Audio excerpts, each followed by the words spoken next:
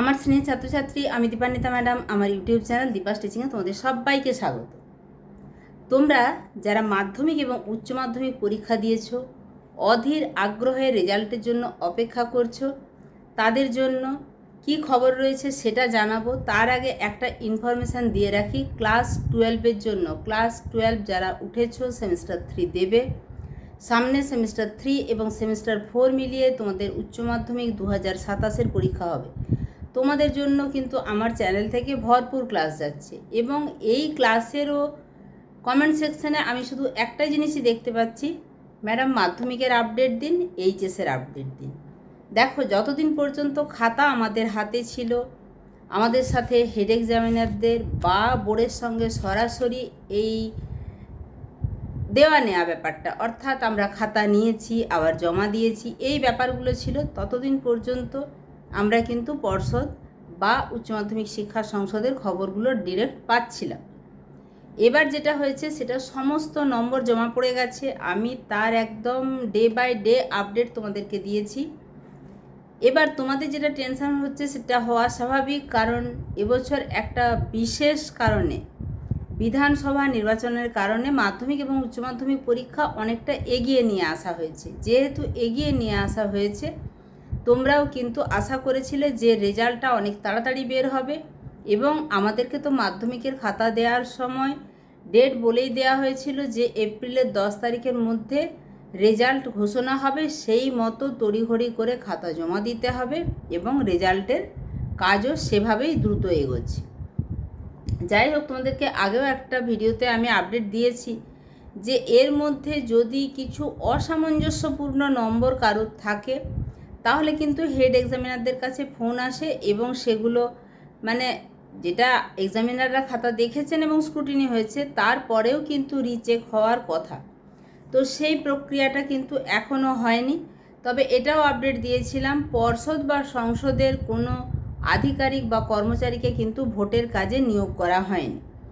তবে রেজাল্ট যে মাধ্যমিকের, যেটা আমি বলেছিলাম এপ্রিলের 10 তারিখের মধ্যে বেরোবে, সেটা বোর্ডেরই বলা কথা, আমার নিজস্ব কোনো কিছু কথা নয়। তোমরা নিজেরা জানো যে আমি যেহেতু স্কুলের সঙ্গে যুক্ত, খাতা দেখার সঙ্গে যুক্ত, 1 বছর 2 বছর নয়, আমার 26 বছরের শিক্ষকতার জীবনে প্রতি বছরই খাতা দেখতে হয়েছে, এবং প্রতি বছরের যেটা ট্রেন্ড সেই অনুযায়ী এপ্রিলের শেষ সপ্তাহে রেজাল্ট বেরোনোর কথা।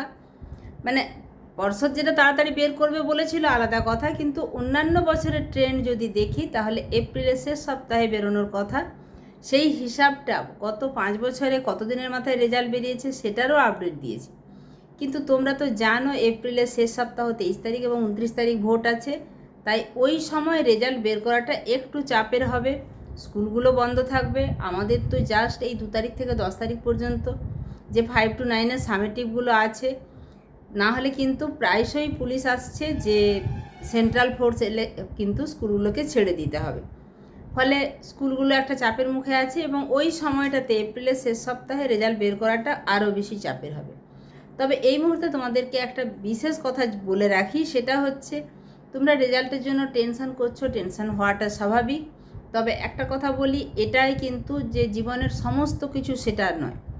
পরীক্ষা অবশ্যই একটা পার্ট, তার রেজাল্ট একটা পার্ট, এবং এই রেজাল্টের বেসিসে তুমি জীবনের পরবর্তী স্টেপটা এগিয়ে নিয়ে যাবে।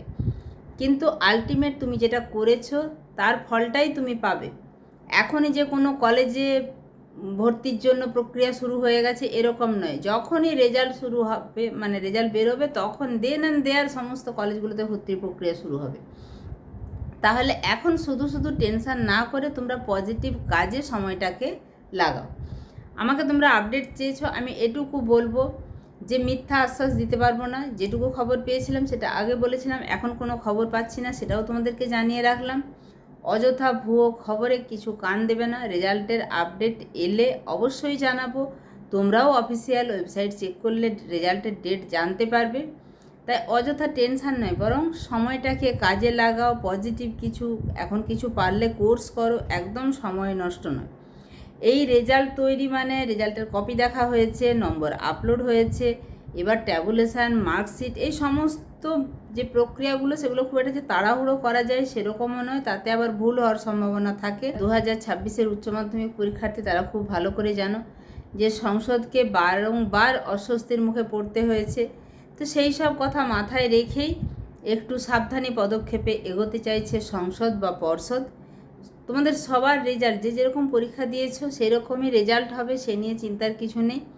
তো তোমরা এখন শুধু শুধু টেনশন করে কিছু নেই, বা রেজাল্টের আপডেট জানতে চেয়ে রেজাল্টের আপডেট এলে অবশ্যই অফিসিয়াল ওয়েবসাইটে যেমন জানতে পারবে, আমিও সঙ্গে সঙ্গেই জানিয়ে দেবো। ঠিক আছে, এইটাই ছিল আজকে তোমাদের কাছে গুরুত্বপূর্ণ বিষয় বলার, যে তোমরা কিন্তু সময়টাকে কাজে লাগাও। দেখা হচ্ছে খুব তাড়াতাড়ি পরবর্তী আপডেট নিয়ে। ক্লাস 12 সেমিস্টার 3কে বলবো অবশ্যই সমস্ত ক্লাসগুলো দেখতে থাকো।